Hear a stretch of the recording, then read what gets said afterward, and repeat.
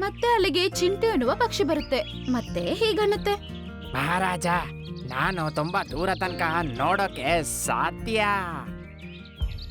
ಆದ್ರೆ ನಾನ್ ಹೇಗ್ ನಂಬ್ಲಿ ನೀನು ದೂರ ನೋಡ್ತೀಯ ಅಂತ? ನಾನ್ ಸಾಬೀತ್ ಮಾಡ್ತೀನಿ. ನಾನು ಇದಕ್ಕೆ ಏನ್ ನೋಡಕ್ ಹೇಳಿ?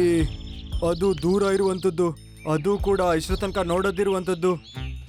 ರಾಜನ ಮಂತ್ರಿ ಕಾಗೆ ರಾಜ ಹತ್ರ ಹೀಗಂತಾನೆ. ಮಹಾರಾಜ, ನಿಮೀಗ ಕೊಳ ನೆನಪಿದ್ಯಾ? ತುಂಬಾ ದೂರ ಇರೋದು.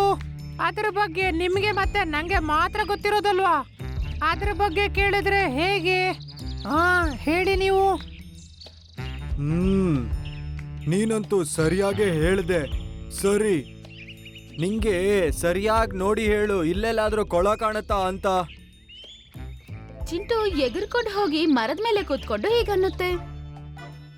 ಮಹಾರಾಜ, ಇಲ್ಲಿಂದ ತುಂಬಾ ದೂರ ಮರಗಳ ನಡುವೆ ಒಂದು ಕೊಳ ಇದೆ. ಅದು ಅಡಗಿಕೊಂಡಿದೆ.